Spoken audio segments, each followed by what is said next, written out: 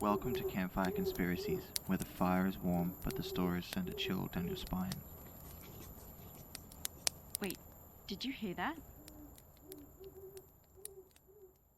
Did you hear that? This is our first episode. Our first episode. This is Summer, and I'm here with my partner Sam, and we are about to give you some Campfire Conspiracies. I don't know about you, but I'm excited. Campfire Conspiracies is officially launched. Officially. September 2019 is when we first decided we wanted to do a podcast. And it's been a long time coming. And today, Wednesday 22nd, is officially launch day. And Yes. I could not be more excited. So many months of grueling trying to get it all sorted, and it's finally here. Our first campfire. These campfires are not your typical campfires.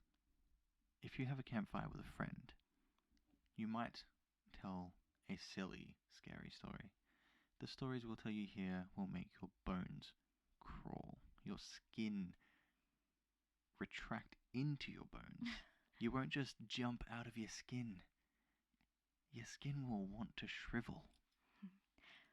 We are going to talk about so much more than just urban legends and scary stories. We're going to talk about things that your mind has never even thought of. Things that will make you not want to sleep at night. Conspiracies, crime, hauntings, paranormal for sure. As we've been working on this for a while, you may already know this if you follow us on Facebook, Twitter, Instagram. If you haven't, hop over and follow us. Facebook at Campfire Conspiracies Podcast, Twitter at Camp Conspiracy, and Instagram at Campfire Conspiracies. You can also send us your own stories if you want them to be featured.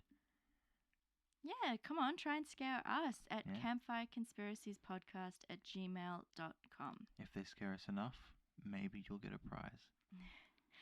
And to warn you, we are definitely a competitive bunch. Yep. In the coming weeks, we were going to start a competition. Yeah, between me and Sam, obviously. Yeah. But you're going to play a crucial role. You are going to vote for what you think was the scariest or the most intriguing, maybe the creepiest story presented that fortnight.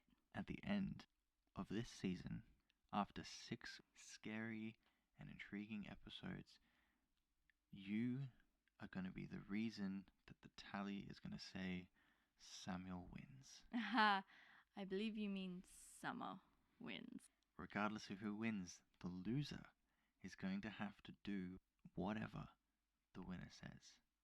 It's going to be a challenge. If you have any ideas on what you would like Sam to do when he loses, She means of course, herself. send them through. We would very much like to get your input. You are, of course, part of this campfire. So in the spirit of Campfire Conspiracies, we have started this episode with conspiracies for you. I think we've got some pretty good ones to start off this podcast with. Some conspiracies are just that, conspiracies. These ones, they turned out to be very true. I have a bit more of a modern tale, with Sam having a bit more... Let's say nuclear. Sure, nuclear.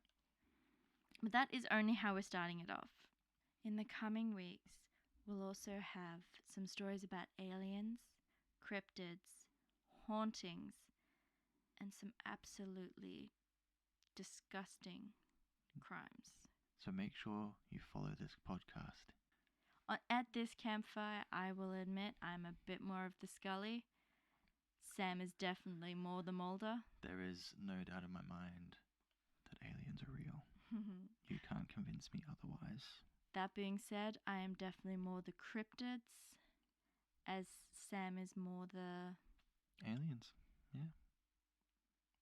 Oh, and ghosts. Ghosts are definitely real too. Ghosts are definitely not real. I have seen ghosts as a child. I feel like we all have, like, kids see imaginary friends. I really I really truly want to believe in your aliens and your ghosts, but there is no proof of that. I'm going to cut you off right there. Imaginary friends. Yes, I had an imaginary friend. I cannot tell you what my imaginary friend looked like. The two ghosts I witnessed in the same house at the age of 8 and 9, one was a fucking Grim Reaper. I was scared shitless. I thought I was going to die. You had a great imagination. It was 2 o'clock in the morning. The other ghost, I went up to go to the kitchen to get a glass of water. I came back. There was a girl who had to have been about the same age, strangely in a Victorian era nightgown. Because they always are. In the corner of my bedroom. Fun fact, my bedroom in this house was actually the library. I didn't have a bedroom. I had a curtain across where the library was, where we kept our bookshelves.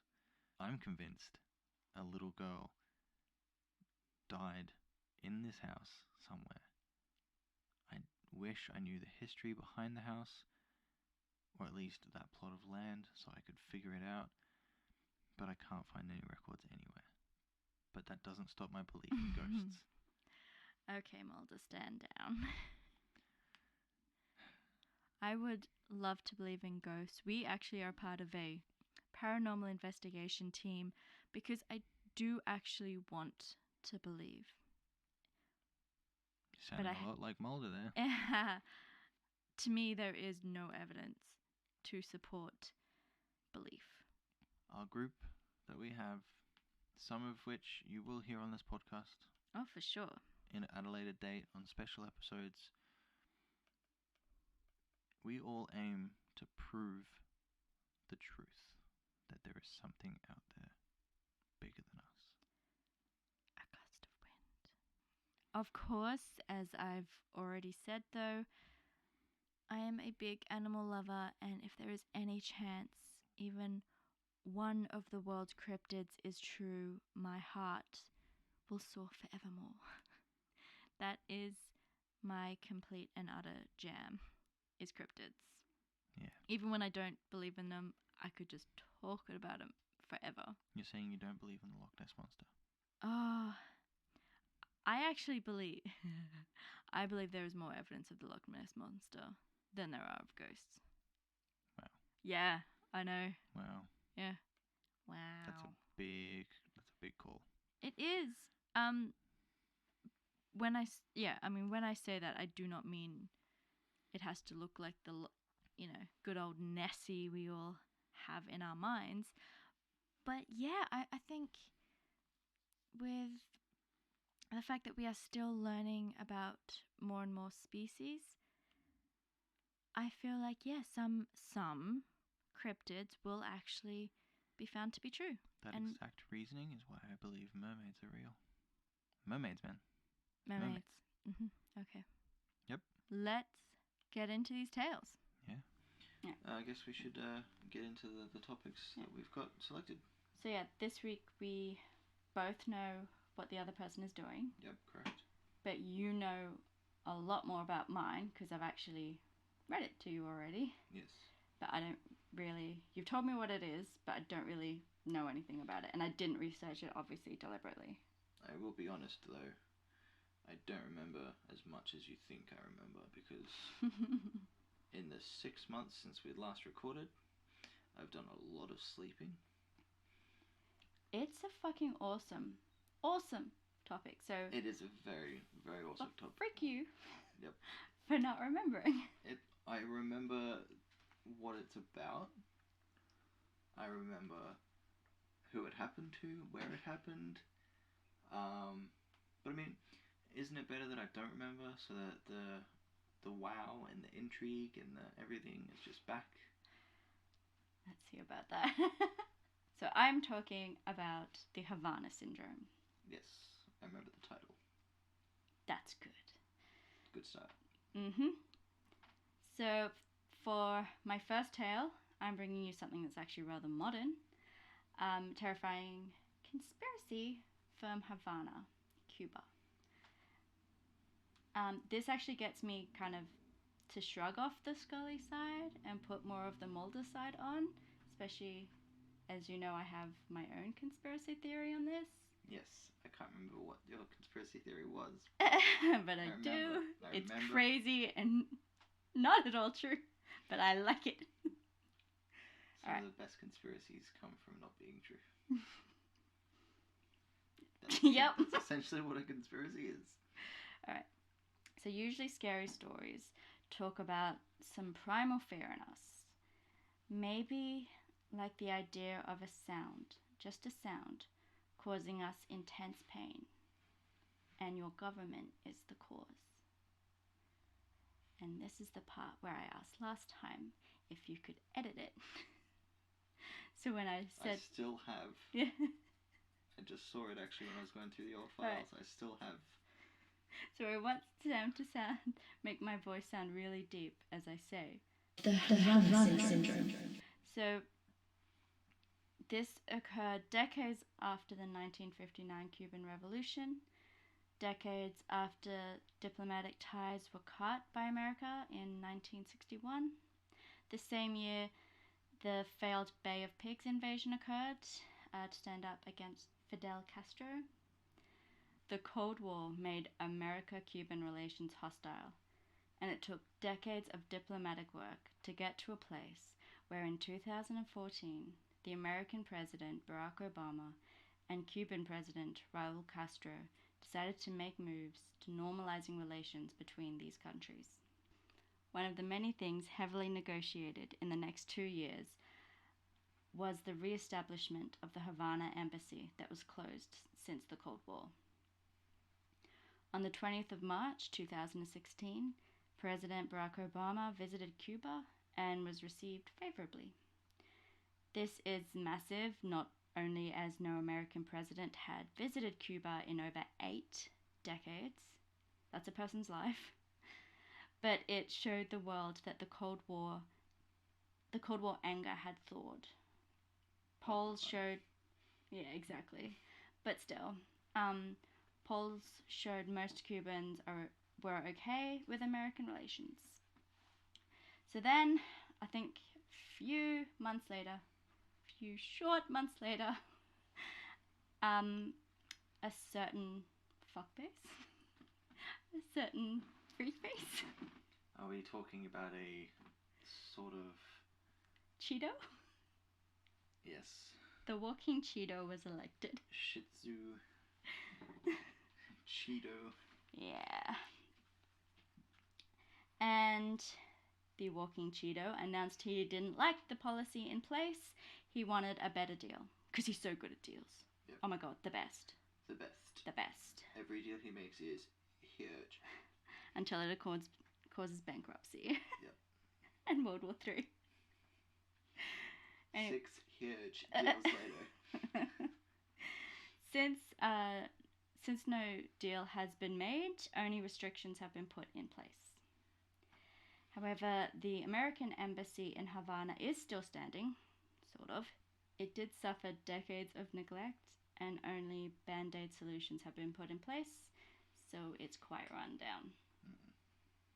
In the same month that Trump was elected, November 2016, something very strange started to occur to many American officials and their families working from this embassy.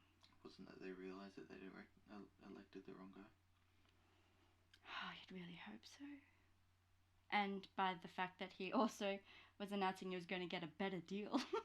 Yeah, they were probably like, oh, shivers, I'm going to die. Okay. So, it started with an American official hearing a strange, loud noise, something like a mechanical cicada outside when he was with his family. This was a mere 3 weeks after Trump was elected. I'm really obviously saying I want to blame Trump. Do you know what's really funny? What? And it's a pun that I've just thought of. What? Right? This puts a whole new meaning to planting bugs. Okay, haven't even...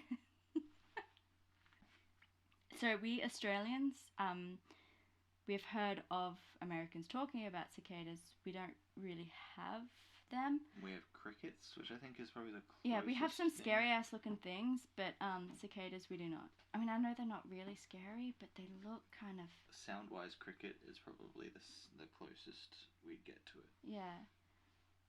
Yeah, that's not really close. And it's so not yeah. close at all. It's No.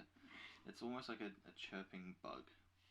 Then in December, a young man heard the same thing and then started experiencing a blinding headache as well as other symptoms.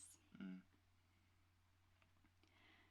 Alright, so days and weeks after they originally heard this noise, they still suffered from its effects, including not being able to focus when reading, experiencing tinnitus, felt off balance, and the headaches never seemed to leave completely.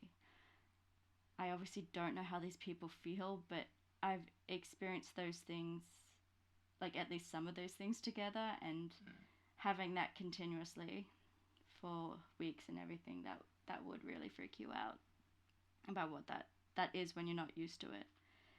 So the next year, in March, word had spread and around 80 concerned American staff and their family members wanted a medical checkup, followed by Canadians from the Canadian Embassy, which is a little further just down the road. Well, it's not really, but...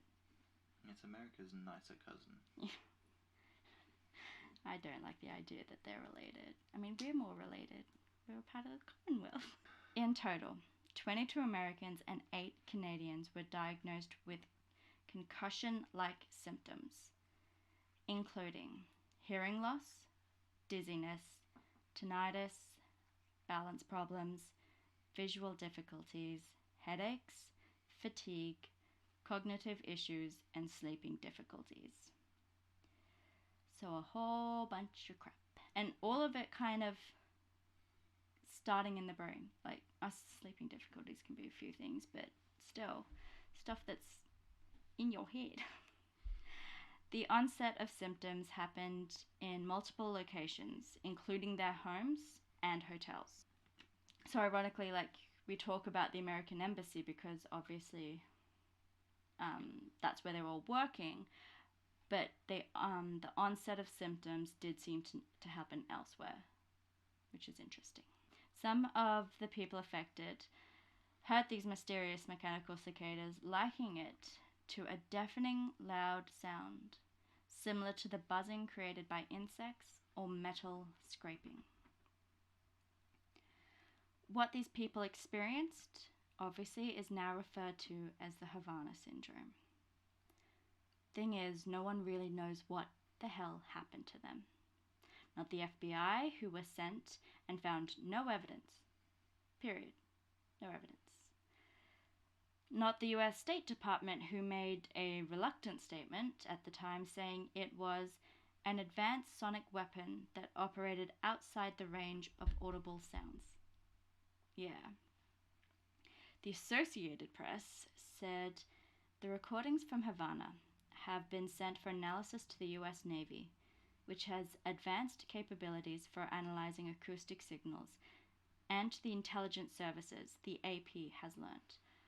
But the recordings have not significantly advanced US knowledge about what is harming diplomats. Officials say the government still doesn't know what is responsible for injuries to its personnel, but the US has faulted Cuba for failing to protect American diplomats on its soil. End quote. So, who was behind this sonic weapon that they're referring to? Was it even a sonic weapon? From studies that have happened since, these people are still suffering from it. They've still got, and they're now experiencing, I think, chronic symptoms now. They're considered chronic. So how recent are these tests and findings? The last one I think I saw was beginning of 2018. Damn. But what's also interesting is that in April of 2018, actually it might have been a little later then, but anyway, in April 2018, US diplomats in China began to report problems similar to those reported in Cuba. That's just, yeah, that's really crazy. So obviously, the conspiracies on what happened. Well, it was the main one for a lot of people is who did it. So not just that it was something natural that occurred. If it, a few people wanted to blame the infrastructure of the embassy, but it seemed that a lot of people were blaming the Cubans, Right. that they're not welcome, and the Russians, or even a combined effort by them. Why the Russians? Like, because it's a perfect time to interfere, and So they've is been that. doing so much of it. What are you talking about? I don't know what you're talking about. Well, it's the idea that it was to drive a wedge between the countries. Yeah. To drive that wedge instead of letting it heal anymore. Mm. Yeah. All right, so there are long-range acoustic devices used already, usually, unfortunately, for protesters in some countries. Mm. It works by being really loud, painfully loud. Yeah. And that's it.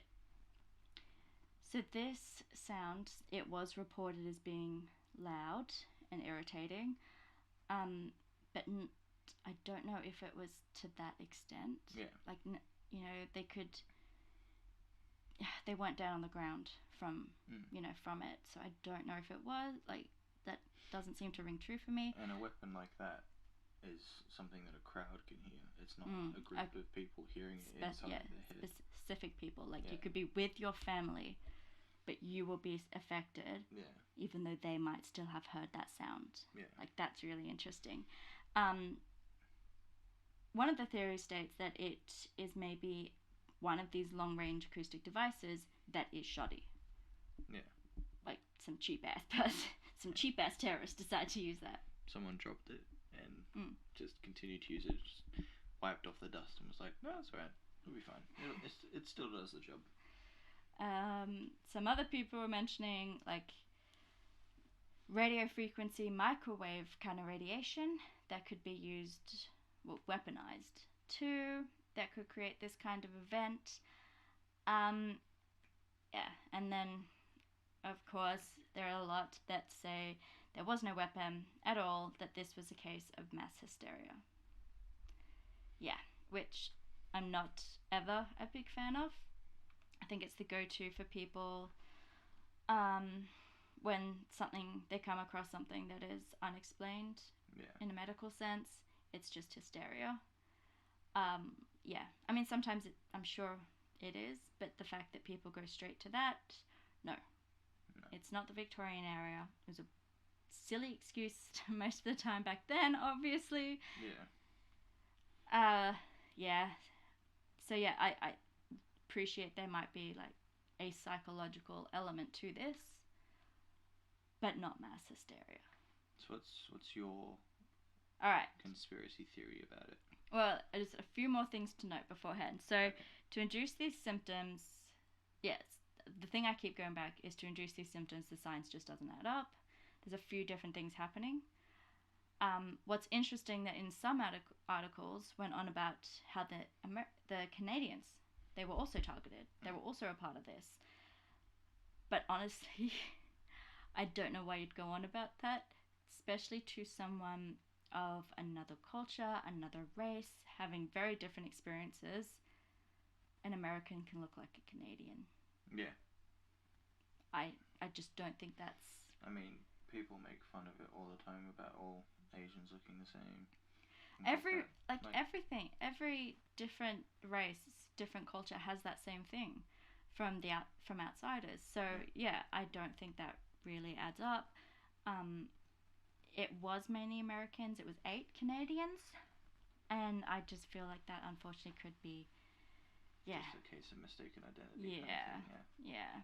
The Journal of the American Medical Association, they had a paper that described the symptoms as a mild traumatic brain injury or, as said before, a concussion, but without the signs of a physical trauma, which again is why they go to devices that go on hearing alone, because there is no physical trauma.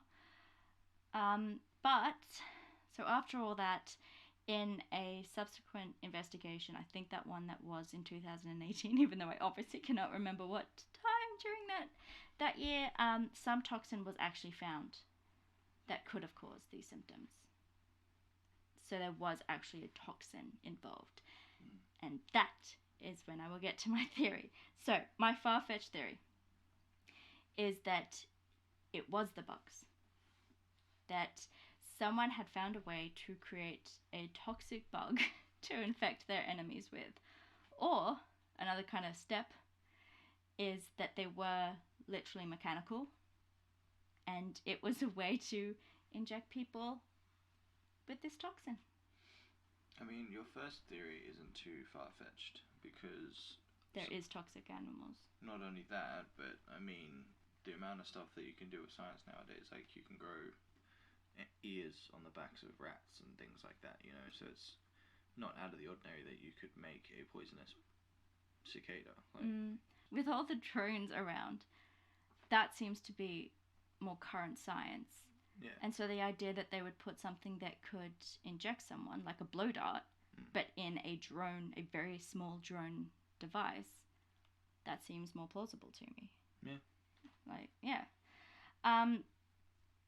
And the fact, it definitely, I don't think it can be something that there was just naturally toxic bugs or anything like that, because these places that they hit seem to be deliberately Americans. Yeah. As I said, there were a few Canadians. I just feel like that was, mistaken identity. It might not even have been mistaken identity. They might have just got them to sort of throw them off the scent. Yeah, maybe. Yeah. I mean, only 8, but yeah, maybe. So yeah, to me, the Havana Syndrome is quite the mystery, because whether it's a cover-up, an unknown sonic weapon, the toxin emitted by insects, or maybe mass hysteria. It was definitely caused by outside forces. I really feel like I can say that. No matter what the cause, I hope, obviously, that these people are still. I mean, it's 2020. I don't know for sure if they are still affected. Yeah. But even if they aren't, they suffered for that a long time. Their government, nor Cuban government has been able to give them any evidence, any kind of idea of what happened to them. Yeah. A lot of them did have to stay in Havana for a while instead of going back to America, because they were so scared of not just what was happening to them, but their families. Yeah. So yeah, I'm really hoping that, as much as I am fascinated by this, I really appreciate no one died in this conspiracy or anything like that, but those symptoms, having to live with them day in, day out, would drive you a little insane. Yeah. So I hate the fact that someone decided to do this. Because, like I said, I may not know how the weapon was delivered or anything. I don't know how much it is connected to the mechanical sound, because I did say some, not all. But yeah, it was definitely deliberate, however they went about it. Whoever they are. Yeah.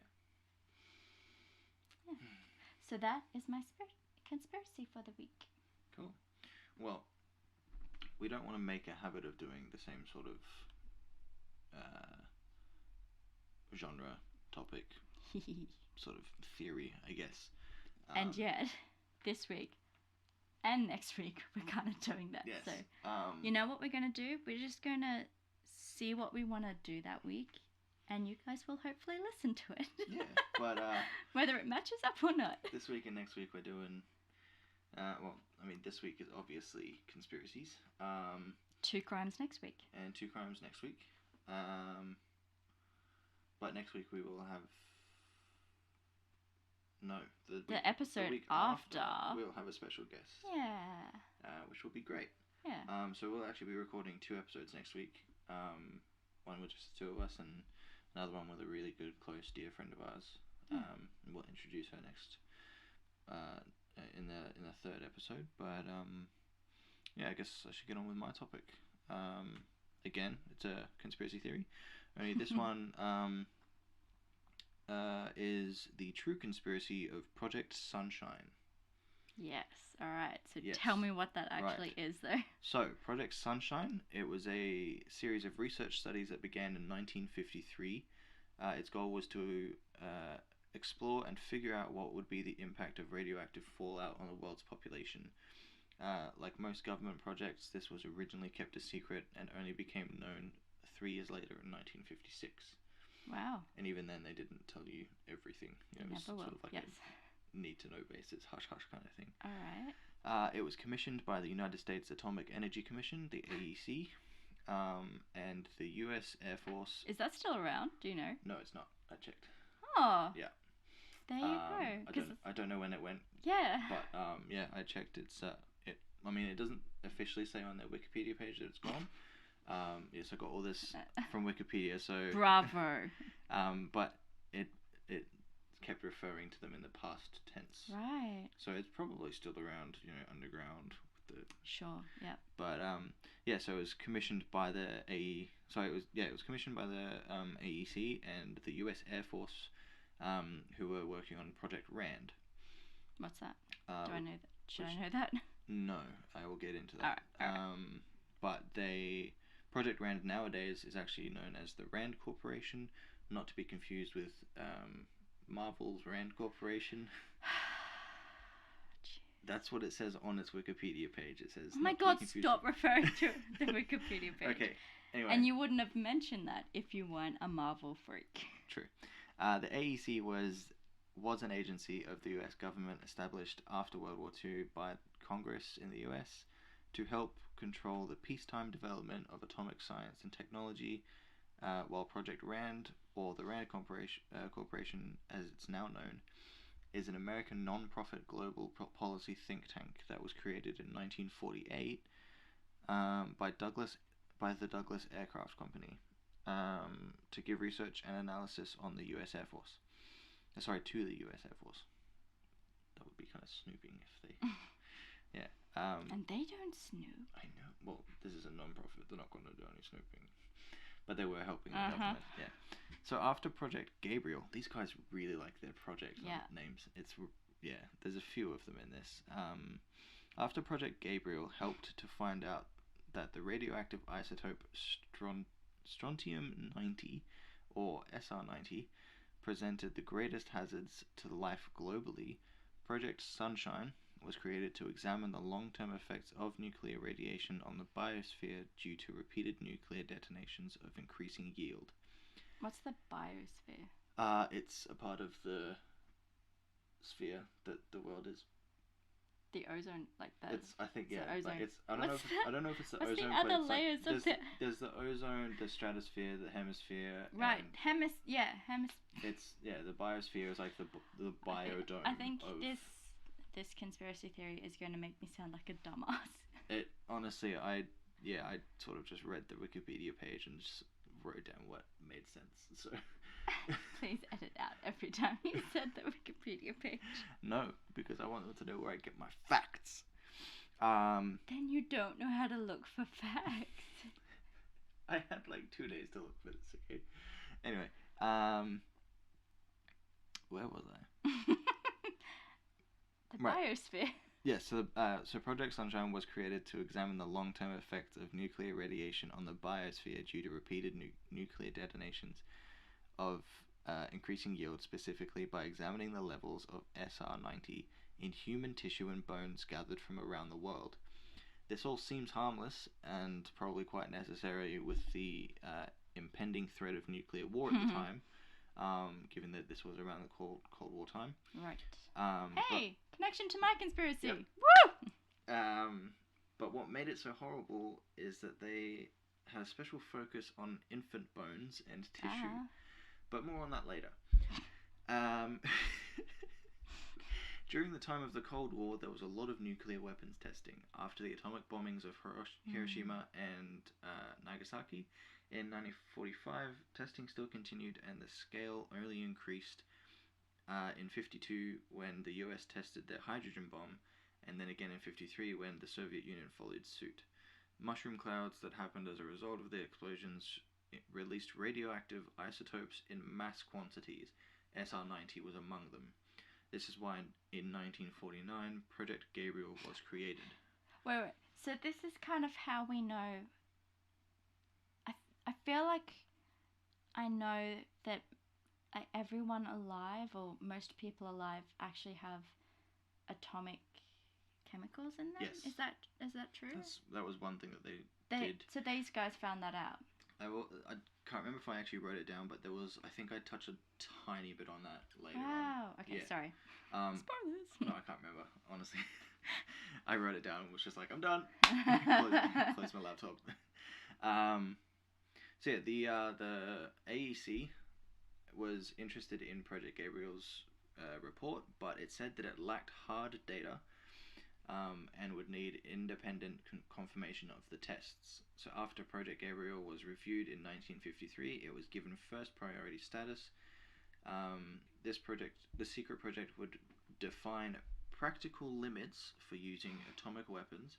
A task team was formed and given the codename Project Horn. Oh my god. And Drink every time there's a new project. Projects within projects within projects. In 1954, the AEC strongly claimed that the fallout was harmless because not enough evidence was found to prove that a nuclear fallout would harm the human race, or even animals and crops. They created a campaign that convinced the public that a worldwide fallout would be harmless. This claim was later disputed when it was publicly announced by scientists that there was no safe level of radiation. A geneticist for the AEC later confirmed this in a confidential report. There are video games nowadays telling you exactly why fallouts will kill you. There are five of them. Okay, so we're talking Wikipedia, we're talking games. This is where you get your facts from. Yes. After Castle Bravo, do you know what Castle Bravo was? Great, I'll tell you. It was the first in a series of high-yield thermonuclear weapon design tests conducted by the US at Bikini Atoll. I know about Bikini. And Marshall Islands as part of Operation Castle. Did you know, a conspiracy theory within a conspiracy theory? Yeah. SpongeBob SquarePants, the TV show, right? The place Bikini Bottom. There's a theory that the reason that they all talk in slightly humanoid is because of the atomic testing. It's like testing. a Godzilla effect. Yeah. But for sponges. But for sponges and fish that can, yeah. Wow. Yep. Okay. Very few people believe that theory, but it's fun. It's a cartoon. Yeah, exactly. It's just fun. Yes. The Operation Castle. It was detonated on the 1st of March in 1954. It was blatantly obvious that the radioactive fallout was dangerous to humans, which led the Biology and Medicine Division of the AEC to direct their efforts towards experimental and field studies that correlated with the data from Project Gabriel. The RAND Corporation, labs at Columbia University, UCLA, University of Chicago, and the US Air Force were all involved in the collection of testing of the samples from around the world that were used to test the SR-90. This led to the creation of Project Sunshine. Alright. Yep. The final project. Okay. I think. I'm pretty sure. I mean, it's yeah. Alright. As far as the I maybe know, final project. Yeah. In 1955, the AEC Commissioner Dr. Willard Libby stated that there wasn't sufficient data on the effects of a mass fallout due to their lack of human samples, especially from children. He was quoted saying, "I don't know how to get them, but I do say that it is a matter of prime importance to get them, and particularly in the young age group. So, human samples are often of prime importance. And if anybody knows how to do a good job of body snatching, they will really be serving their country." Wow. Because of this, over 1,500 samples were gathered, of which only 500 were analysed.